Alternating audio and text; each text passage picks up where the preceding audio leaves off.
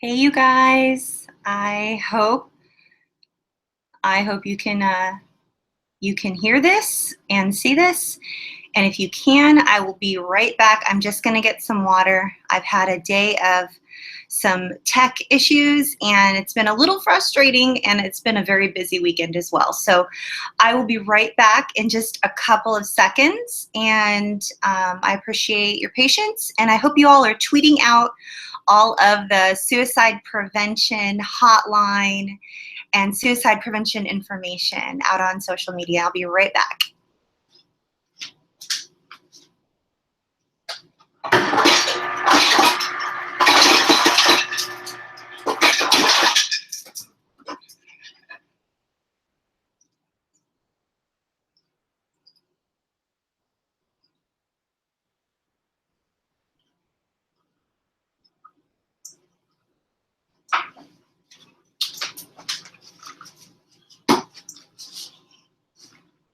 Okay, hey everybody.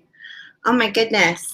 So it's like whatever could have gone wrong today decided to go wrong today.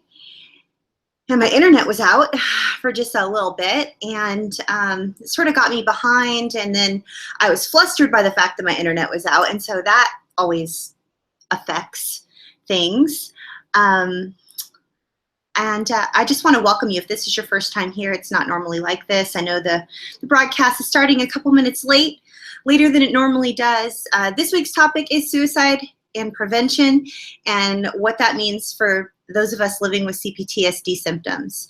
So thank you so much for being here. If you're watching a replay, welcome. If you're here every single week, welcome. I am so happy you're here. And this is a YouTube channel dedicated to adult survivors of complex trauma, adult survivors who have endured any type of child abuse, whether that be physical abuse, verbal abuse, emotional abuse, sexual abuse, ritual abuse, religious abuse, any type of abuse during childhood, and now you're an adult living with the after effects of that abuse, and it's affected you in several different ways or one of many ways. So welcome to our weekly live Q&A. I'm here to answer your questions. We're going to be talking about suicide.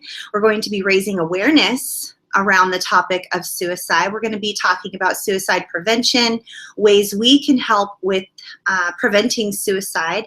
And we're going to talk about suicidal ideation tonight. What exactly is suicidal ideation? What are suicidal thoughts? And I have a screen share for you guys. I want to welcome you if you're here and you've already sent in some questions. Let me just double check and make sure you guys can hear me. And that you are sending in some questions. So welcome if it's your first time here. And thank you to our incredible volunteers who make all kinds of different memes and screen shares and quotes and inspiring shareable items. I'm grateful that you all decide to show up every single week, support others in the survivor community, those who have survived suicide and those who have survived abuse. I'm just so grateful for you guys here. It looks like a few of us are having some internet issues today. It's not just me.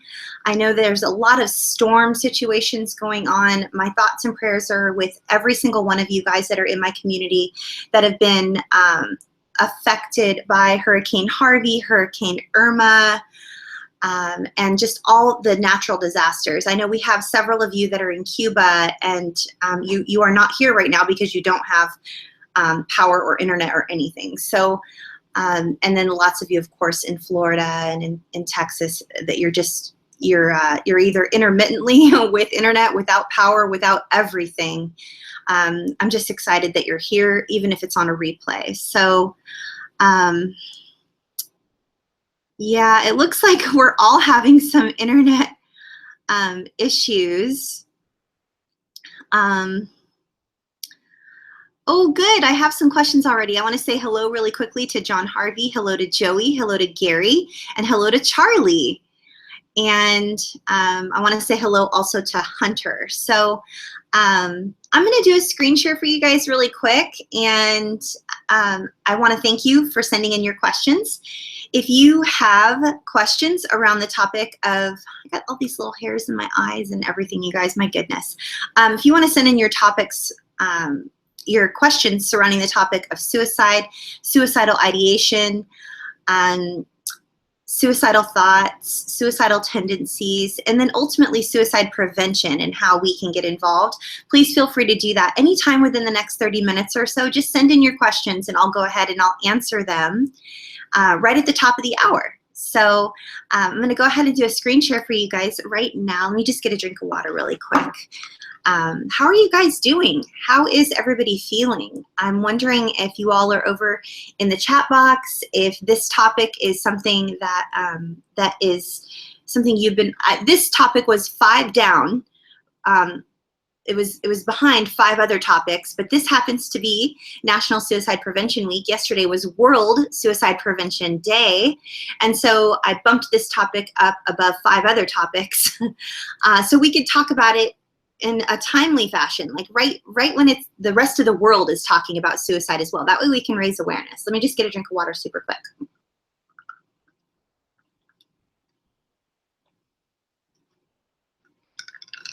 Thank you so much. So let's see. I'm glad you guys can hear me. That's a plus. And let me see if you guys can see the screen share. If you guys showed up early, if you guys made it here early for the live Q&A, can you give yourselves a thumbs up? I get messages from you guys every week asking how you can support the work that I'm doing in this community, and the best way for you to support the work I'm doing is by giving these videos a thumbs up and by sharing them or commenting once the video is done being live, and there's actually a comments section of the video. And then also who this video is for and who it's not for. This environment is a safe place weekly for adult survivors of any type of complex trauma to come and receive support and to give support. So if that describes you, then you are welcome here. You're welcome to be here if you're here to receive support or give support. However, if you are a bully, cyberbully, or if you're a troll, or if you're another person who's unable to step away if you're triggered and you are intent on triggering everybody around you, and this is just a new thing for you, I'm just going to kindly ask you to step away and perhaps watch a replay, and please be kind. Just be kind to one another in the comments section. There's absolutely no need for any of us to be unkind to one another over in the chat box. If you're over on Twitter using the hashtag #NoMoreShame, then thank you for being here, and thank you for tweeting out the crisis information. If you're in immediate crisis right now, I would ask that you please step away from the hashtag and step away from the video and seek the proper level of support that you need. You can reach out, of course, to our friends over at RAINN, that's RAINN.org, the Rape, Abuse, Incest National Network. You can also reach out to our friends over at the Crisis Text Line, that's crisistextline.org. And then down in the description section of this video, if you just click that little arrow, and there will be a long box of text. There are several suicide hotline and suicide text line and website information and everything down in the description section of this video, so you can get the proper care that you deserve. Because this is never, these videos are never a replacement for medical help. They're not a substitute for mental health care, and they're not a place for you to receive crisis support. So I want to make sure you guys know that and make sure that you receive the care that you deserve. So thank you for being here. I'm going to go ahead and do a screen share for you and just talk a little bit about suicide, suicide prevention, and how that affects us as complex trauma survivors living with CPTSD. So let me know if you guys can see the screen share, and if you can, give this video a thumbs up. That would be super helpful. And thanks for being respectful and kind to those that are here with you in the chat box and over on Twitter using the hashtag #NoMoreShame. I hope you guys can see that. Let me know if you can. That would be amazing. Awesome. So here we go. We're going to be talking about suicide and suicide prevention. So first of all, if you're feeling suicidal, please pause this video and talk to somebody. Talk to somebody who is qualified to help you with going through thoughts of suicide. You can reach out to the National Suicide Prevention Lifeline at 1-800-273-8255. You can reach the Trans Lifeline if you're a member of the trans community, and they can be reached at 877-565-8860, or the Trevor Project at 1-866-488-7386. And as I mentioned earlier, you can text the word START to the crisis text line using the telephone number or the text number 741-741. You can text the word START, and I also believe when I was messaging with them, you can text the word HELP. So if you don't like using the phone and the phone is triggering for you for whatever reason, then please just consider using the Lifeline crisis chat that they have. The National Suicide Prevention Lifeline has an actual chat feature over at crisischat.org. If you are a practitioner here and you're watching these videos, first of all, thank you. Thank you for being trauma informed, for educating yourself, and for providing trauma informed resources to your clients and your patients. It is absolutely imperative that they receive the most excellent level of support possible. Many of us here at this chat that are here right now are mental health consumers and mental health professionals working both sides of the desk. So if that is you, or either way, even if you're only a practitioner and or if you're a consumer, consider listening to the podcast episode 111 of the Social Work Podcast, hosted by my friend and colleague Jonathan Singer, and that is his website, socialworkpodcast.com. And again, it is episode 111, and I will be showing you that at the end of this screen share as well. So moving on to tonight's Q&A, community member H asks, Athena, how can we get society to understand the power of cruel words that quickly lead to suicide? And community member R asks us, how can we help a loved one who we believe is thinking about killing themselves? So these are excellent questions for us to think about and talk about to help raise awareness around the topic of suicide prevention. There are millions of adults and even teenagers who may view this video someday on a replay, many of whom are living with a diagnosed or an undiagnosed mental illness, or who are healing from unresolved complex trauma, which may lead to suicidal thoughts. So first, let's discuss the basis of suicidal thoughts. Suicidal tendency, suicidal ideation. We're going to talk about that, and then we're going to break it down to determine what suicide prevention methods would look like in a day-to-day setting. So what exactly is suicidal ideation? According to Medical News Today, suicidal thoughts, also known as suicidal ideation, are thoughts about how to kill oneself, which can range from a detailed plan to a fleeting consideration that does not include the final act of killing oneself. Some facts on suicidal ideation. There are 30,000 suicides each year in America. Roughly 4 in 5 suicide victims are male. Nearly all of the completed suicides are among individuals living with mental illness. Causes of suicidal thoughts can include depression, anorexia, and substance abuse, which, by the way, you guys, this is from their website, but we all know that depression, anorexia, and substance abuse are symptoms, right? They're not the root cause. They're not the root. We all know that something happened, usually, 99% of the time. Depression is a symptom of something deeper, something that's happened. It's a symptom of trauma.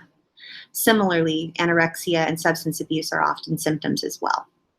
Next bullet point. People with a family history of mental illness are more likely to have suicidal thoughts. People who own guns are more likely to complete their suicide attempts. And suicides outnumber homicides almost 2 to 1. I don't know about you, but this number here, it was startling for me to actually study that. I mean, it's not that I haven't looked at these statistics. I have, as an advocate, but just looking at the numbers was something that caused me to pause.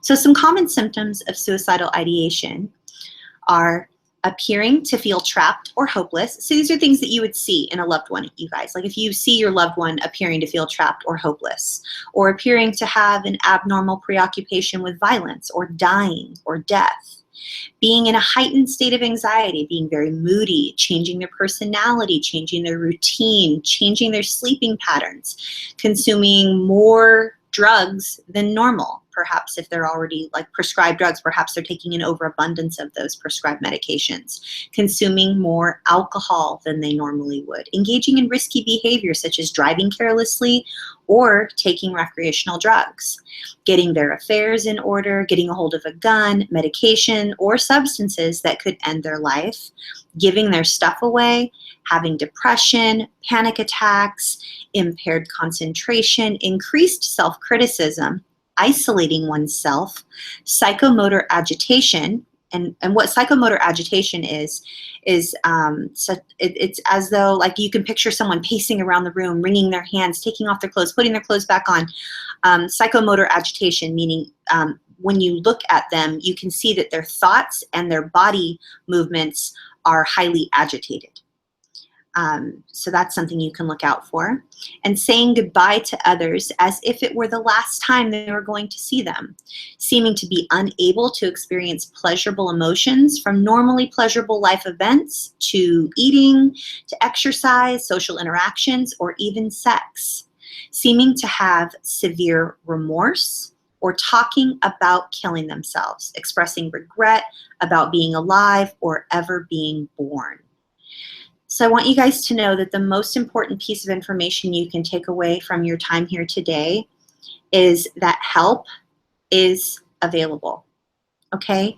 This is the National Suicide Prevention Lifeline, 1-800-273-8255. And I want you to know that they're there. They're 24/7, 365. They're always available. There's never someone not there. And they're available to speak with you on the phone. And like I said earlier, they're available. They have a chat website if you'd like to access their chat feature if you're experiencing suicidal thoughts also. So what does suicide prevention look like? We can help by following these steps to help lower the risk of suicidal ideation and suicidal attempts. So adherence or compliance, which is also known as following a mental health treatment plan, which would include us going to our follow-up appointments, taking our prescribed medication as instructed, those types of things. And if you guys do listen to that podcast by my friend and colleague Jonathan Singer, podcast number 111, all about suicide prevention, one of the statistics mentioned on the podcast is that most people, the most common number of therapy appointments or mental health related appointments that someone ever attends in their entire life is 1. That means going to a therapist 1 time, which is fine if you're not living with any type of mental illness or trauma or previous trauma or some sort of distress or life situation which causes you an extreme amount of anxiety. But the highest, most common number of mental health care appointments attended by anyone in the United States, and I believe globally, I can't remember if it was a US, if this was US data or if this was global data, but the most common number was 1. The number of appointments that people would attend in their lifetime. So that's huge. We need to be following up and encouraging our loved ones, our fellow friends, and anyone we know that is seeking mental health and that is seeing a therapist for a diagnosed or undiagnosed mental illness. We want to encourage them to go to their follow-up appointments or take their prescribed medications and be practicing excellent self-care and doing whatever it is they can to feel better. So second bullet point, avoid alcohol and illegal drugs. And we're talking right now about suicidal prevention, right? Like how to prevent someone from leaning towards the idea that taking their own life is a good idea. So we want to encourage them to go to their mental health appointments. We want to help them avoid alcohol and illegal drugs. We want to help them avoid isolation, try to stay connected to the outside world. Do some form of daily exercise. Every small bit helps. Eat a well-balanced, healthy diet. Focus on finding a few things to be grateful for every day. I know that sounds very la-la and like, okay, Athena, I've been told about gratitude for years now and it's not helping me. I'm still suicidal. Well, maybe just, I don't know if any of you know what one pages are, like do a one page. It's where you just free write for 1 page a day, or you can even have these things called, I believe there's one called the Start Journal. Lots of different journals. We talked about, hey Harriet, if you could pop up the link over in the YouTube card for the one where we went on the field trip, where we all went on the field trip. It says Maui Field Trip, and we talk about journaling and personal development. If you could pop up a link to that video. You guys, journaling is super duper helpful for that. And then also talking therapies may be helpful for you to find some things to be grateful for. I know cognitive behavioral therapy is one of the best modalities for anyone experiencing depression. And a lot of people who are living with suicidal ideation are also living with either diagnosed or undiagnosed depression. Next bullet point. Get at least 7 or 8 hours of continuous sleep every 24-hour period. I know many of us incur sleep disturbances. Harriet, could you please pop up the YouTube card for the link to the video on sleep disturbances? Yeah, I know it's difficult to get a lot of rest if we're having triggers or night terrors, or if we're having sleep disturbances, you guys. But let's just try to take good care of ourselves and rest as much as possible. Next bullet point. Get treatment for a mental illness. Get rid of guns, knives, and dangerous drugs, especially, of course, if you're experiencing suicidal ideation. Seek out things that give you pleasure, such as being with friends or safe family members that you like. And seek out self-help groups. Or, I'm sorry, I skipped a bullet point. Seek out things that give you pleasure. Oh, no, I didn't. Seek out things that give you pleasure, such as being with friends and safe family members you like. Last bullet point. Self-help groups, like the free groups that we have over on Facebook for you guys. Sharing the anguish and anxieties that drive you towards suicidal ideation can be relieving and comforting.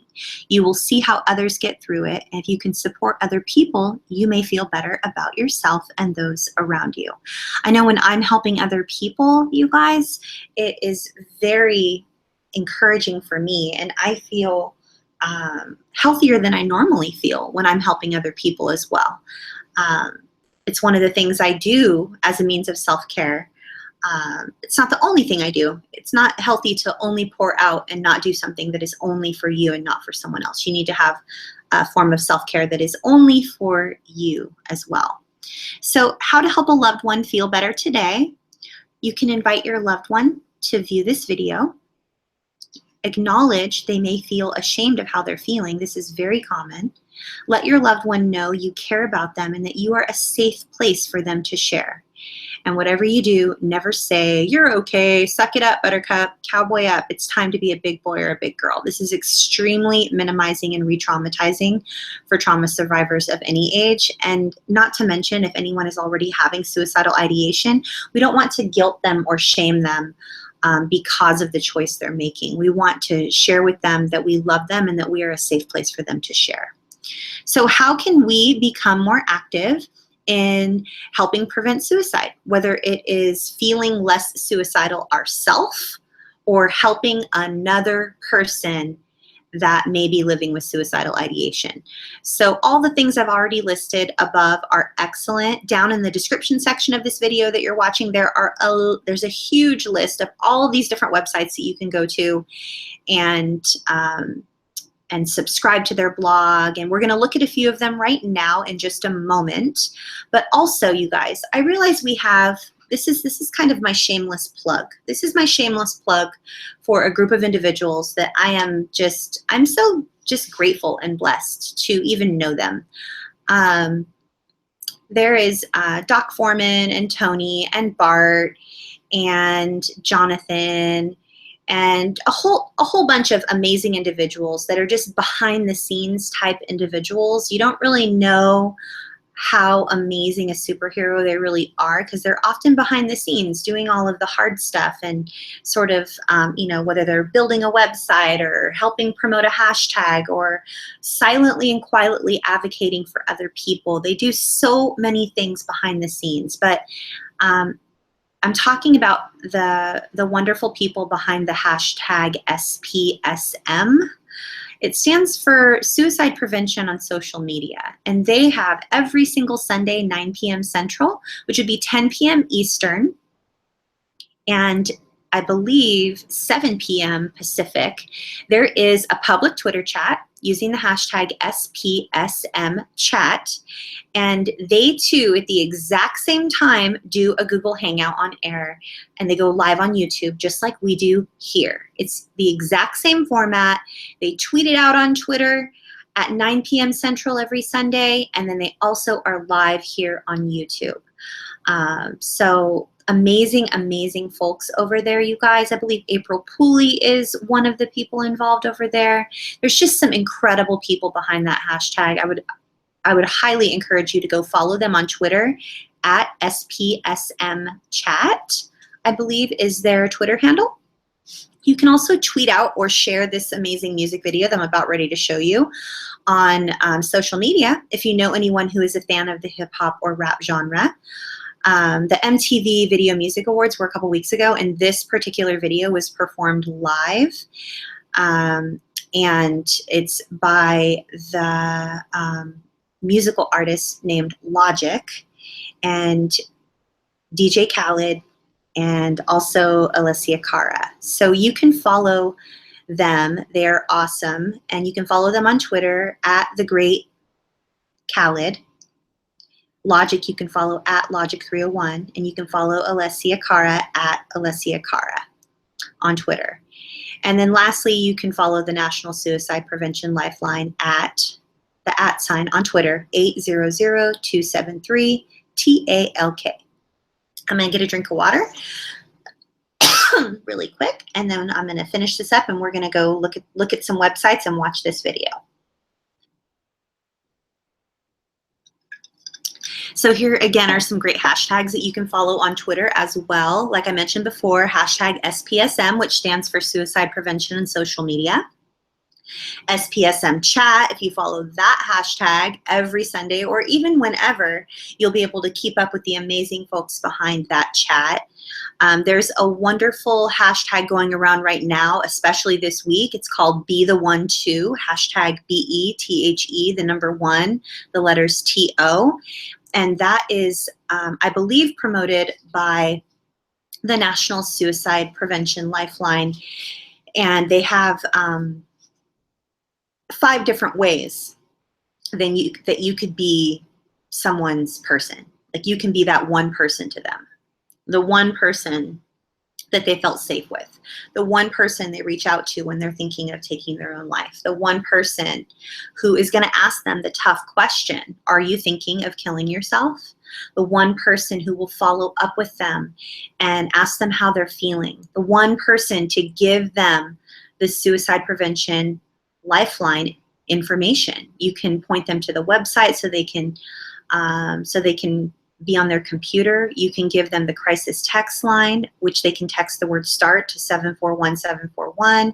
You can give them the National Suicide Prevention Lifeline's telephone number at 1-800-273-TALK. You can be the one person for them to follow up, see how they're doing, making sure that we're doing as many of these things that we mentioned earlier as possible. Right here, helping them go to their mental health care appointments, helping them avoid alcohol and drugs, avoid isolating, get some form of daily exercise, eating a well-balanced, healthy diet, focus on finding a few things to be grateful for, getting proper rest, get excellent help for any type of mental illness, making sure they don't have access to guns, knives, and dangerous drugs that could take their own life, and just doing whatever you can to make sure that they're enjoying their life as much as possible, being around friends that they like, safe family members, and maybe even inviting them to a safe group that we have online over on Facebook, you guys. There's so many wonderful, wonderful safe groups. And then the last two hashtags that you can follow are hashtag Zero Suicide, which, by the way, you can follow them on Twitter as well. They're amazing. Their whole goal is for there to be zero suicides in the world. And I know that's a lofty goal, but they are focused on one problem, and that's people taking their own lives. And they are dedicated to raising awareness around the fact that people are taking their own lives, and they're doing whatever it is that they can to help. And then the very last hashtag is MHSM, which is mental health on social media. And you guys, if you're here watching this video, you are involved with mental health on social media on a regular basis. Because guess what? YouTube is social media, and we talk about mental health here on this channel every single week.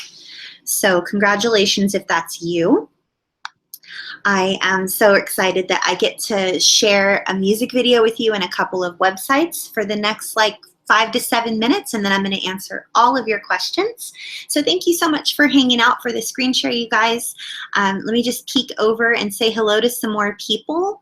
Like I said, I already said hello to John and Hunter and Joey, Gary, Charlie.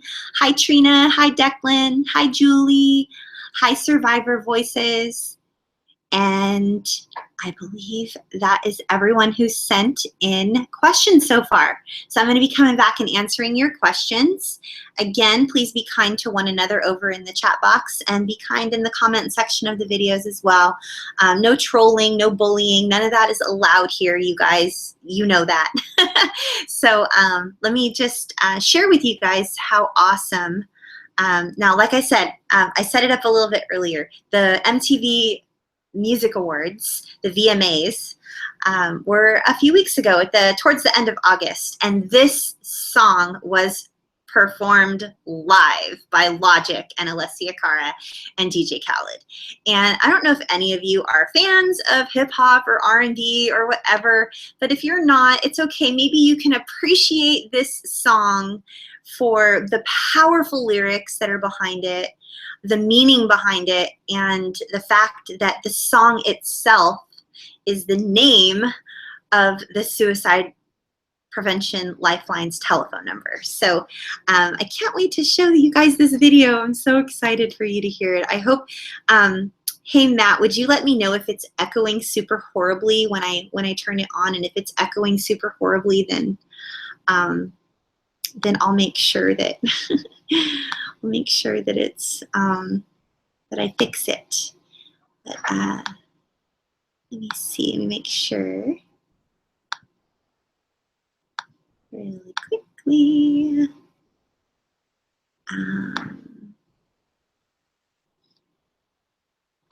Okay.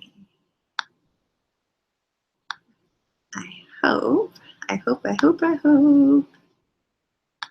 that this will come up for me. Okay.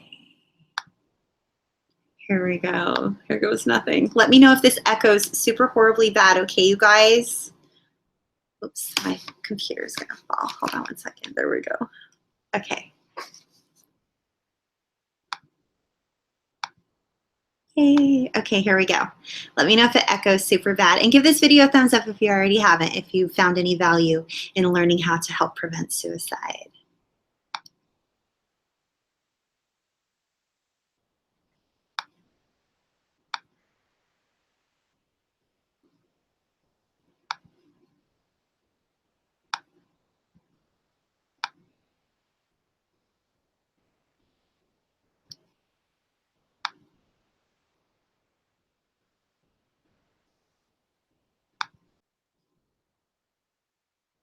Hey, you guys. I hope you can hear this and see this. And if you can, I will be right back. I'm just going to get some water. I've had a day of some tech issues, and it's been a little frustrating, and it's been a very busy weekend as well. So I will be right back in just a couple of seconds, and I appreciate your patience, and I hope you all are tweeting out all of the suicide prevention hotline and suicide prevention information out on social media. I'll be right back.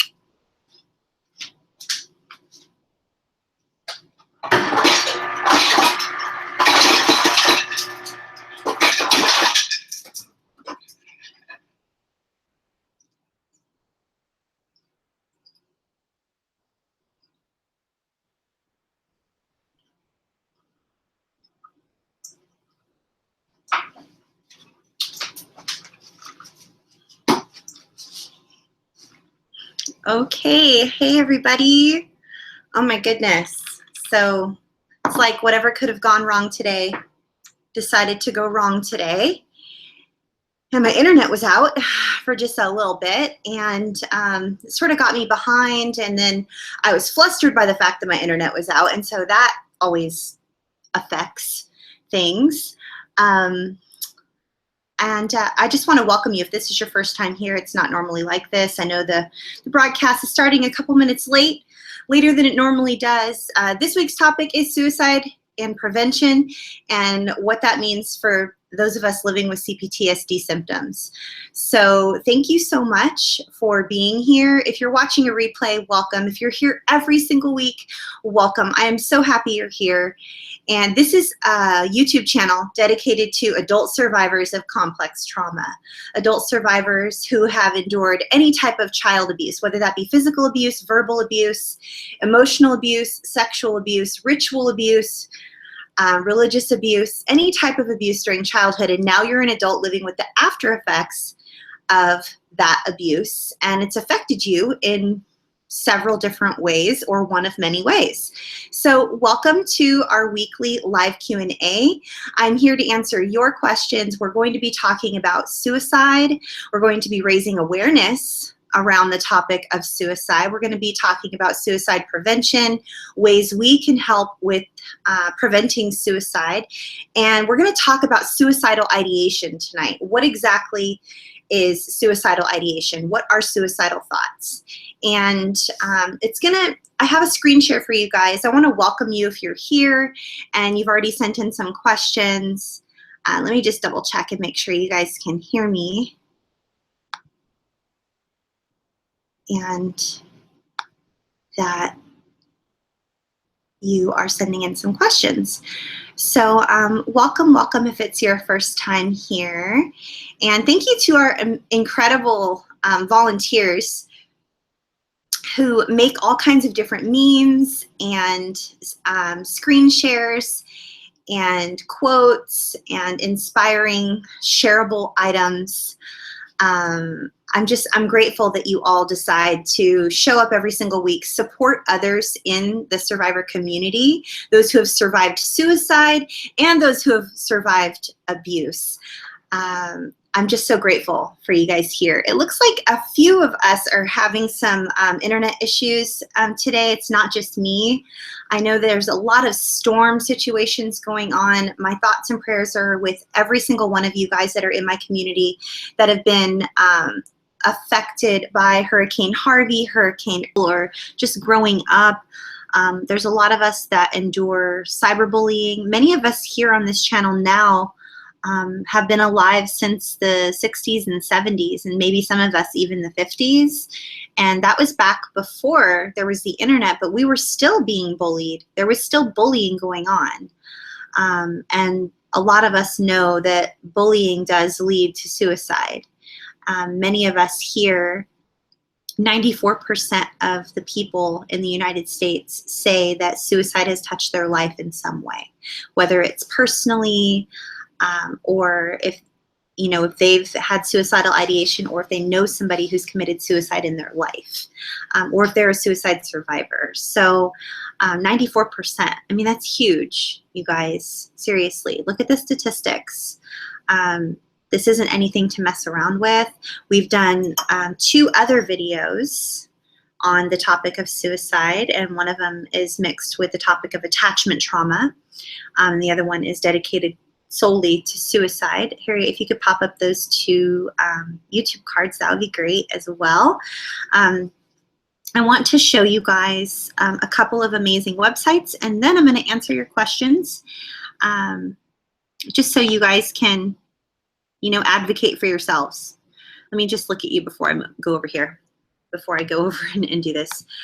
I just want you guys to know, like, advocating for ourselves does not come naturally if we have experienced a lot of childhood trauma, specifically childhood abuse, but it's important that we advocate for ourselves. And that's why I'm pointing you to these amazing websites. That's why I'm sharing these songs with you.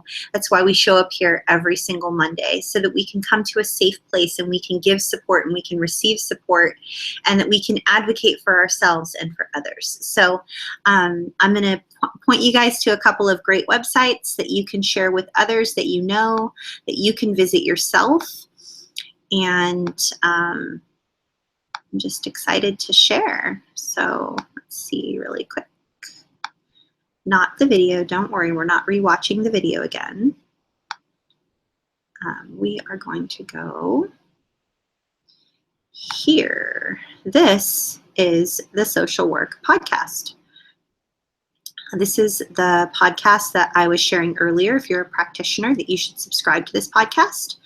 It's been rated 5 stars 93 times. It is an amazing podcast. It's been around for around 10 years. It's for social workers by social workers, and it is recorded on a regular basis, at least once a month, usually, I believe, is when Jonathan will publish a podcast episode. Jonathan Singer is, you can find the Social Work Podcast community over on Facebook. There's about 14,000 amazing members over there, I believe. You can follow them on Twitter at SOC Work Podcast. Highly recommend, especially here, this episode 111, Engaging People, talks all about mental health practitioners and the thoughts that go through their mind when they meet a client or a patient who's having suicidal ideation, and just how the system is broken and what everyone's doing to fix the system. So really, really encouraging. Here is the SPSM chat website that I told you about. By the way, I hope you can see everything I'm trying to show you. Let me make sure. Yep, I'm pretty sure you guys can see me. I haven't gotten a message saying that you guys that it's frozen or anything. So this is the suicide prevention social media chat website. These are all of the amazing peeps I told you about. Their mission is to share expertise in the suicide prevention, on the topic of suicide prevention social media.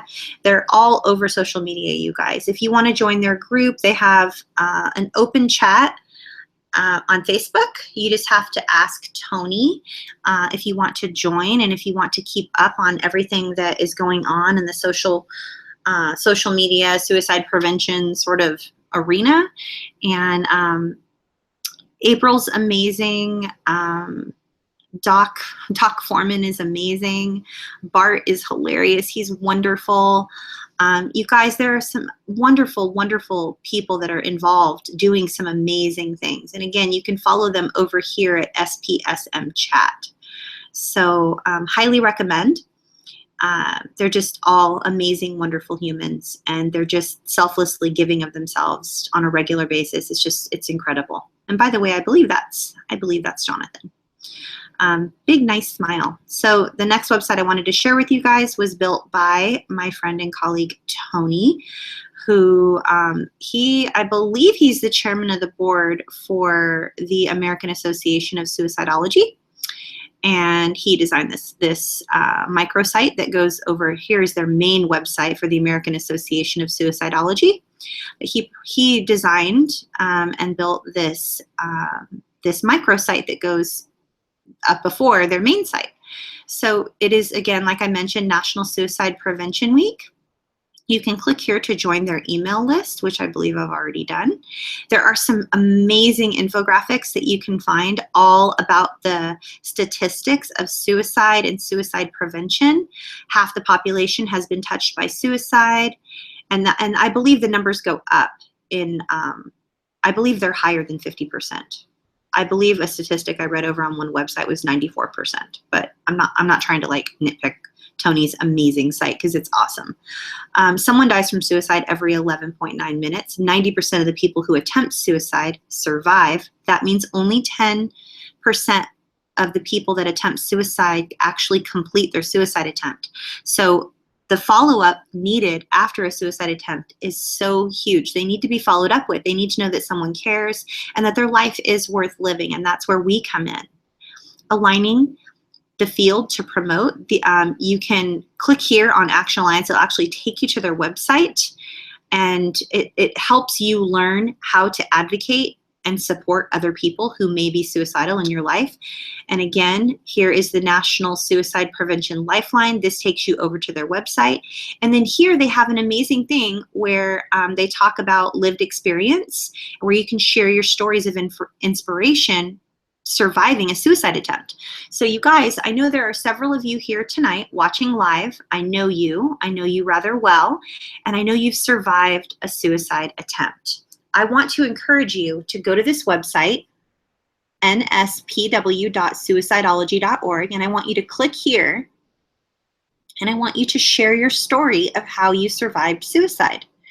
I don't want my email box to be filled up with a whole bunch of emails saying, but Athena, how am I supposed to share my story? I don't know how to share my story, because that's not my place to tell you how to share your story. You are the boss of you. You are the expert of you, and only you will know how to share your story. And you don't have to. If you don't want to share your story, don't share your story. But follow the American Association of Suicidology on Twitter here at AA Suicidology. And again, you will be connected with all of the amazing people that I'm talking about. And then lastly, National Suicide Prevention Lifeline Crisis Chat feature. You can go to chat.suicidepreventionlifeline.org, and it will take you immediately here. And then they have this amazing thing where you can go to their, what do they call it? Go to our safe room. Where is it? I want to show it to you.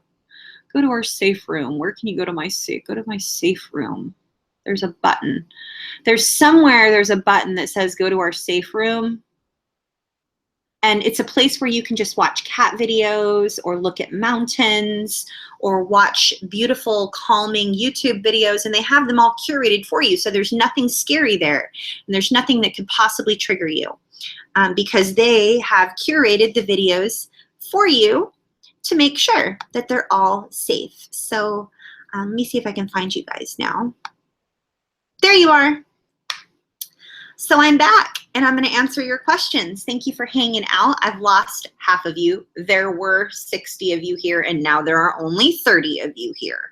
So half of you did not want to watch all that, and you prefer what I normally do. But I wanted to address this topic because I do believe it's very, very, very important. But now it's time for you. I'm going to answer all of your guys' questions. So let's see. Okay. John Harvey says, I attempted suicide myself once, but I stopped and I broke down in tears. I will never try it again. Was it crying that helped me to overcome doing it again, or going through the act itself help? I believe what John, if I'm not mistaken, what John Harvey is asking is it because I actually cried, and was it the crying that helped me to not want to do it again? Or what was it that stopped me? And the answer, John Harvey, is different for everyone. So for instance, some people, like I've had clients tell me that they attempted suicide and they've never attempted suicide again because the thought of disappointing or crushing the hearts of their children made them stop. So the thoughts that were running through their mind caused them to not want to attempt suicide again. And it was thoughts of their children, thoughts of their family, thoughts of loved ones. One of my clients that is currently a client right now said that what made her stop Her suicide attempt is that she didn't want to leave her pet and leave her pet with no one to take care of him because no one would be able to take care of her dog. And I understand that. The bond we have with our pets is so special, and it can often help us not only feel encouraged, but it can save our lives. So it could be one of many things, John Harvey. But I'm really glad that you're alive and that you did not complete your suicide attempt. And I'm hoping that you will be around for much longer so that we can all continue to share our lives with you and all of us do life together like we do every single week.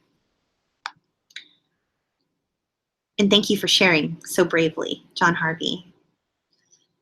Joey says, when I overdosed last December, one of my friends said that I only did it for attention. In reality, I guess you could say I wanted attention for someone to notice I was struggling. Yeah, first of all, Joey, I am so sorry that you were told that.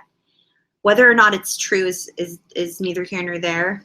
No one should ever say to a suicide survivor, you're just trying to overdose or kill yourself so you'll get some attention. That's never the right thing to say. It's often more harming than it is helpful. While it holds some truth, yes, you wanted a little bit of attention, meaning you wanted someone to notice how much pain you were in. Rarely does someone overdose and attempt to take their own life that just did it for funsies because they're like, oh, let me just see how many people I can get to pay attention to me. So I really caution any of us from saying those words to any of our loved ones. And Joey, I'm really happy that you're alive and that you didn't complete your suicide attempt. And I hope you never attempt suicide ever again, because life is worth living and there is help available. And we love you here, and you are welcome here, and you belong here. All of you belong here. Whether you're here for the first time, you're here every week and you have been for 3 years, or you're watching a replay and you're like, what's this all about? You just barely had your very first memories of childhood abuse and you're wondering, like, you're tracing it all the way back and you're going, oh my goodness, that's why I'm struggling now, and you're sort of just now figuring that part out. Whatever it may be, you belong here with us and your life is worth living and there is help. So please know that if you take away nothing from today, I hope that you take that away with you. Gary says, I have rarely felt suicidal, but I have had suicide programming that I fought against. It is really different. What difference in how to handle these two situations? Gary, so I happen to have the privilege of knowing a little bit about Gary's story and his truth and his past and the horrific abuse that he has survived. And what Gary is referring to in programming is a part of ritual abuse. And there is a form, there is a tactic used in ritual abuse that will program people who are being abused ritualistically as a form of a cult or a large group of people, or as a part of a ritual, that whenever a certain date on the calendar comes up, whenever a certain food is served, whenever there's a certain sound that's played, a certain time of day, there's different programs that are activated in the life of the person, and it becomes a part of your daily life. It's like part of how you tick. It's malware that's been installed into your hard drive. And so the clock ticks a certain time. There's a certain day on the calendar. There are certain smells, certain foods that are served, certain times of year, certain anniversaries, things that happen, and it triggers what has been programmed by the leader who is ritualistically abusing the people, typically a cult leader or someone like that. And I am not going to, I don't think I'm going to go out on that limb today, Gary, only because I'm not an expert on ritual abuse, and I'm so sorry. I know people who are here right now watching live, and people who will be watching this replay within an hour or 2 or 4, or even within the next 24 hours. You know who you are. You guys are the experts. You're the ones who lived through it. You're the ones who have survived ritual abuse, satanic ritual abuse, cult abuse, and you would probably know better how to overcome suicidal ideation as it pertains to programming. And I don't have, not only am I medically uneducated, but I am topically uneducated when it comes to ritual abuse, especially as it pertains to suicidal ideation when programming is involved. So I don't know, Gary, is the short answer. I don't know. But I don't want to be flippant and say, sorry, dude, like, no clue, figure it out. Like, that's not what I'm saying. If any of you watching here would be so brave, even if you have to create a fake YouTube account or a fake Twitter handle or what have you, could you please find a way to either reach out to myself or to Gary in the comments section of this video, and to many more people who weren't brave enough to speak up and ask the question, have you experienced suicidal ideation as a form of your ritual abuse? Do you have suicidal programs? And if you do have suicidal programs, or you've survived your suicidal programs and you're watching this now, what were the steps you took to heal from that programming? And further, would the method you used to overcome your suicidal programs, would those also pertain to other programs as a part of the satanic ritual abuse or the cult abuse that people are living with? Is it a similar method that you use to overcome those programs? And if so, would you post about those in the comments of this video? Because I have a lot of people that are here on this YouTube channel that are survivors, adult survivors of childhood sexual abuse, complex PTSD, other types of abuse, and that's why they're subscribed. But it's all, none of it happens in a vacuum. It's all, the root of it all for them is that they were part of a satanic cult, or they have been involved in some other form of ritual abuse. So I would love it if you could share in the comments section of this video, or if you're watching live and you feel brave, perhaps over in the YouTube chat box, if you could, you know, share some of your wisdom, share some knowledge, or if you're, you know, if you're not feeling brave and you just want to send me a DM on Twitter, follow me on Twitter. I'll follow you back, or you can even send me a messenger message on Facebook. fb.com/Dawn Athena Moberg, and then just send me a messenger message. I'm vetting like 190 something people for groups right now, going through all of those messages, and I have 67 more messages that are waiting that I haven't even acknowledged that are all in Messenger. So I hope that you will be patient with me, and I'll do my very, very best. But that's a great question, Gary. But as far as other suicidal ideation that you have that's not program related, everything that I listed on that one page is going to be really excellent advice. And again, it's the little things we do on a consistent basis that help us the most. So I hope that was helpful, even though I didn't answer your question directly. Charlie says, I'm a 3-time suicide survivor. I am so happy you are alive, Charlie. I am so happy you are alive. And there is hope. Charlie says there is hope in big letters. You are all worth living for. Every breath you take is precious. And I just want to echo what Charlie is saying. Thank you for saying those kind and meaningful and true words, Charlie. Thank you. I think someone needed to hear that. You know, your life is worth living. You matter, and we care about you. Trina says, can suicidal ideation be related to anxiety? Yes, ma'am. Yes, ma'am, it can. Anxiety and depression are two of the top things, the top indicators of suicidal ideation. So many people living with depression and anxiety have contemplated suicide. And incidentally, let me get out of this window and look at you all in the face. Incidentally, I just want you guys to know, I have yet to meet an adult survivor of childhood sexual abuse that has not thought about suicide at least once. So you're not alone. If you've ever thought about suicide and you're an adult survivor of childhood sexual abuse or complex trauma, childhood abuse of any form, physical, verbal, emotional abuse, you're not alone.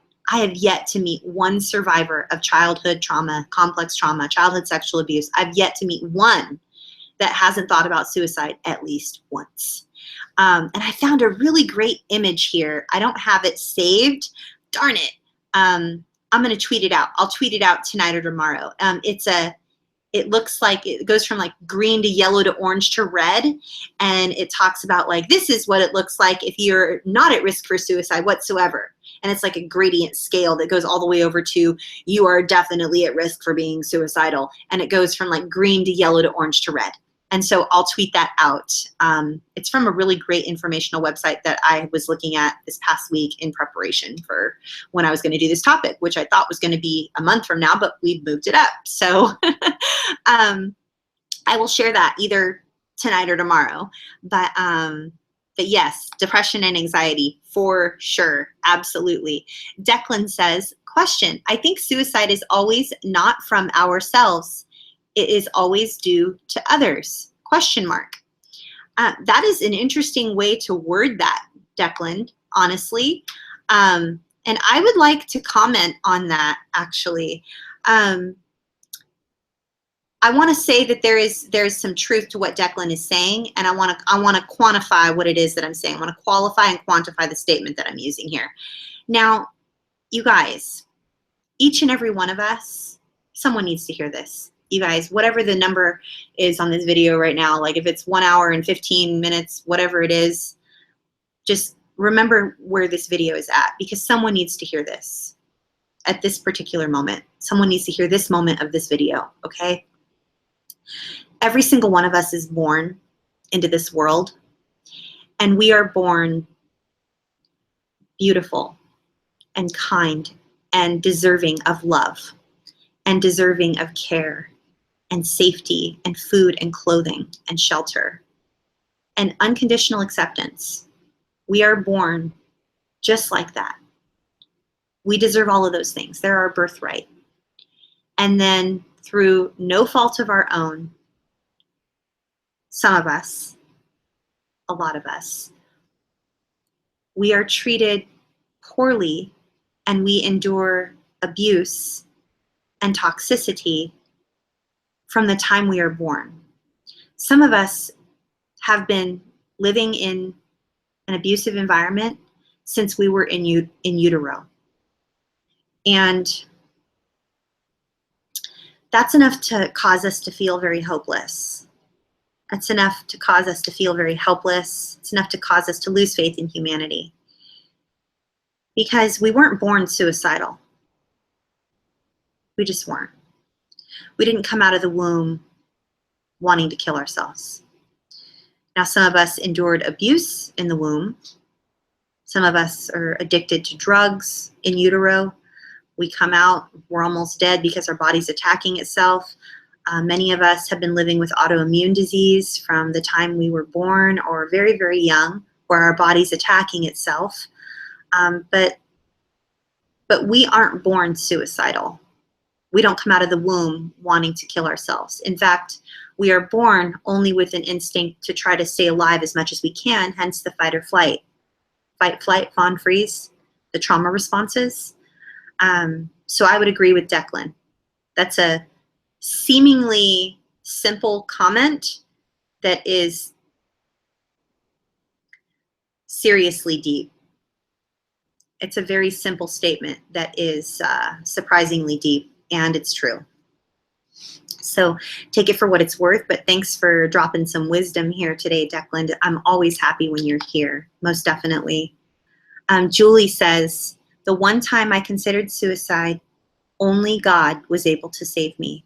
So the one message I want to share with anyone considering suicide is this: you are not alone. And I agree wholeheartedly. I want to echo Julie's wise and kind and loving words.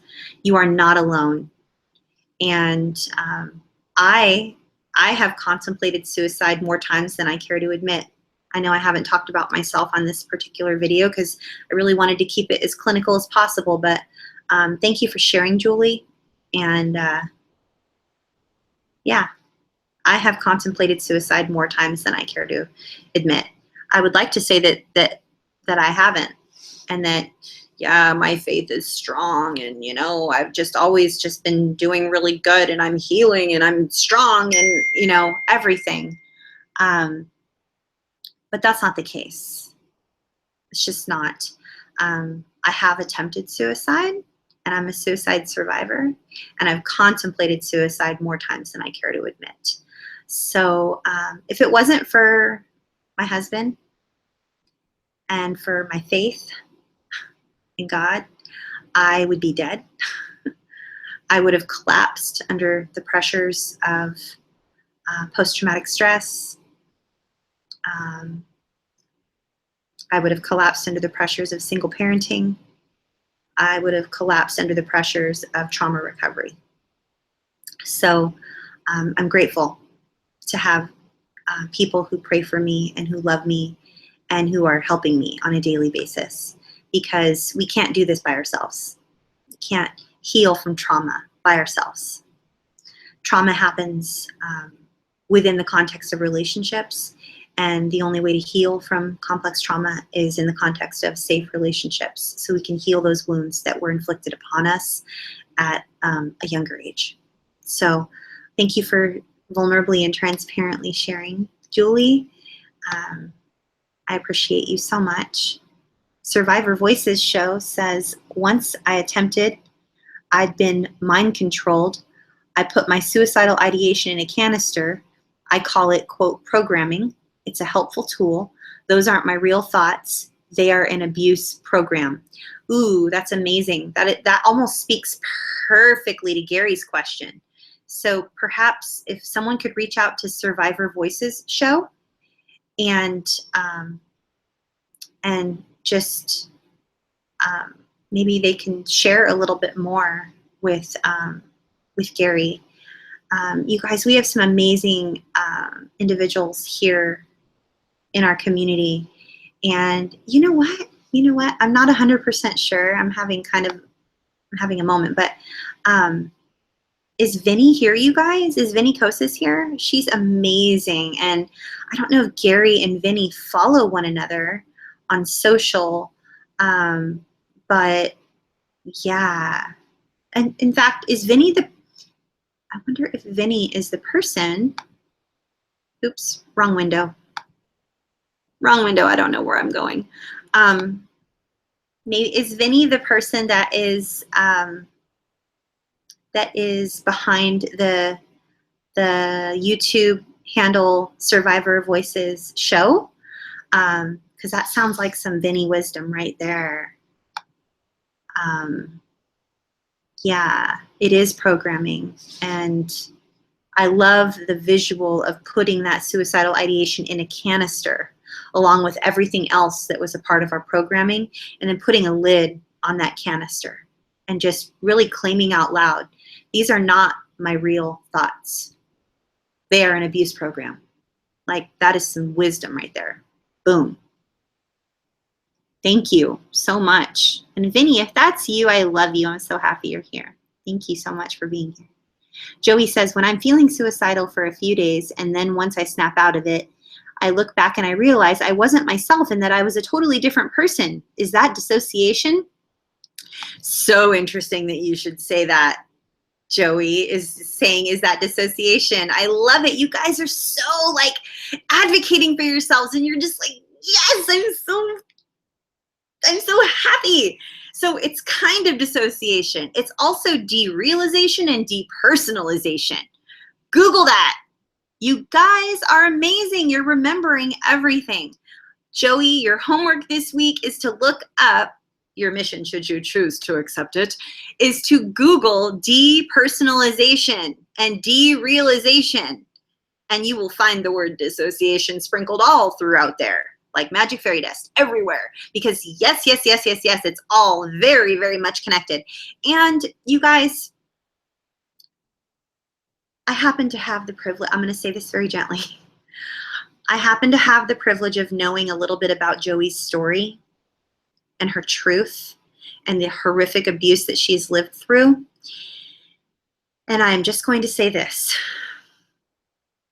When you have lived long enough with a mother who doesn't know how to love and only knows how to abuse, verbally, emotionally, and otherwise, you begin to believe all the things they say to you.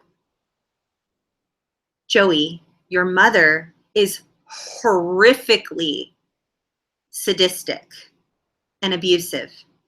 I would be willing to bet in my medically uneducated chair that I'm sitting in right now, this is over here is a section for the medically uneducated. That would be me. And I'm going to say right now that I believe your mother is a dark triad, if not the full four, the dark tetrad. I'm going to say yes. I'm going to say she's a dark tetrad. That's what I'm going to say. So you can Google dark triad. You can Google dark tetrad, and you can go down that rabbit hole while you also look up derealization and depersonalization and dissociation, because you're going to be busy this week. But yeah, Joey, yeah. You can only be around a mother that is abusive and sadistic for so long before you believe what it is that they say about you. And that's why we all are encouraging you to find a way to establish and maintain as healthy boundaries as possible with your toxic dark tetrad mother. I said it. It's just a prediction over here in the section for the medically uneducated.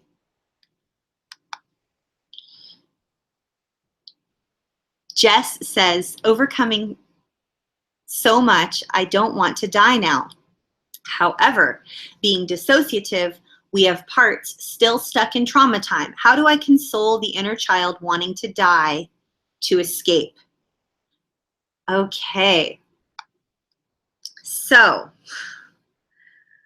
I am not the end-all be-all expert person on how to comfort your inner child who is suicidal, but having had a little bit of personal experience of this, like I shared with you earlier, that I have in fact been suicidal and I have attempted suicide. I'm a suicide survivor and I've had suicidal ideation more times than I care to admit. I will share with you, Jess, that my trauma-informed practitioner creates a safe space for me and allows me to sort of dissociate in a safe way. And I go and I sit with her and I listen to what she's saying. And my therapist asks, what is she saying? What is she saying? I want to know. I want to listen to her. I want us to hear her. I want her to know how important her words are and that we're going to listen to everything she says, and we're never going to tell her anything that she feels isn't true. We're never going to invalidate or tell her that she's wrong. Ever. So what's she saying? And oftentimes, Jess, just knowing that there's another person and then there's adult me, and we both just want to sit there and we just want to listen, and we want to know what she has to say, that helps. I'm like in that place. I dissociate just enough to where I'm able to sit with her. And just her knowing that I care enough to ask, and I'm just telling her that she's never going to be wrong. I only want to know what she's feeling and what she's thinking. And her truth is always going to be true. I'm never going to tell her she's wrong. I just want to hear how she feels. I want to hear what she has to say. That is often enough for her to not want to die. So I hope that's been helpful. We went pretty deep today, you guys. This can be triggering for even hours afterwards. I want you to practice some excellent self-care tonight. And I want to challenge you all to send one text or one email or one tweet or one YouTube comment, one Facebook comment, one DM, one messenger message, one form of communication, one old-fashioned telephone call. Do people do that still? Like, if I call somebody, they text me back. It's like, really? So I must be old. But I want you this week, aside from Joey having a pile of homework this high on derealization, depersonalization, dissociation, dark triad, and dark tetrad, make notes of that, Joey, because I'm going to remember.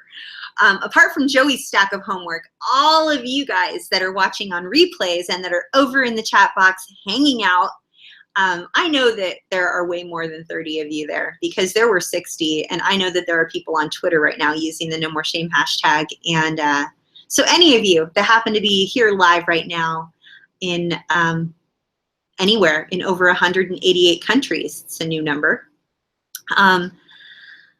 I have a challenge for every single one of you, and I just want you, sometime between now and next Monday, send one communication, one, whether it's a phone call, a text message, a DM, a tweet, anything, and let someone know they're not alone. And if they're ever contemplating suicide, or if they're ever sad or feeling like they want to take their own life, if they've ever felt like they want to die, that you're a safe person for them to talk to, and that you care, and that you're not going to judge them. So you can, what is the hashtag? Be the one. You can BETHE, number 1, letter T, letter O. Be the one too. So that hashtag, there's 5 things that they say you can be the one, right? You can be the one to ask if someone is thinking about suicide. Then you can be the one to sit with them and listen. You can be the one to refer them to a hotline or a resource where they can feel better. You can be the one to follow up and ask them how they're doing after the fact. And then there's like a 5th one, and I forget what the 5th one is, so I'm failing the be the one challenge. But that goes along with National Suicide Prevention Week and World Suicide Prevention Day, which was yesterday, September 10th. And by the way, today, in light of it being 9/11, if you are here in the United States and you have lost anyone, you lost someone in the 9/11 tragedy, my heart goes out to you. I have a dear friend, Susan, who lost her father that day in the Twin Towers, and she's an incredible author. You should find her on social media. Her name is Susan Van Volkenberg. She's the very, very, very, very, very first person I ever interviewed way back in like 2012, I think, like the first podcast episode I ever recorded in my whole life.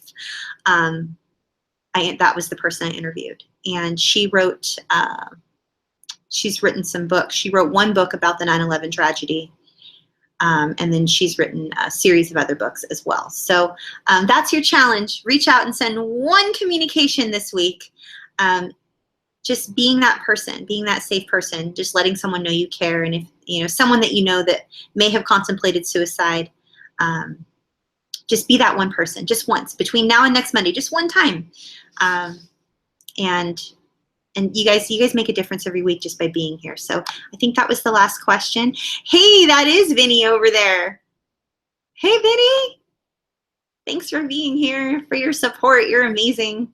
You guys, this is the greatest community on the entire internet, and I'm so blessed to be a part of it. You guys are the rock stars. You guys are the reason this place is so transformational and healing and awesome. So I'm sending you all of my love, strength, support, light, just thoughts, prayers, everything. I'm thinking of you. And if you are contemplating suicide, I want you to know that you're not alone. And I would love for you to please reach out to someone. Rewind this video to the very, very beginning, or rewind it to the screen share, rewind it, go down in the description section of this video right now and touch one of those website hyperlinks, call the telephone number, get over there on Twitter, go over on Facebook, find something, just reach out. Please don't sit there and be all alone, because you are not all alone. So thank you for being here. I will see you next Monday and every Monday for over 3 years now, 6 p.m. Pacific, 9 p.m. Eastern, right here on Trauma Recovery University. So be safe, you guys. I love you all.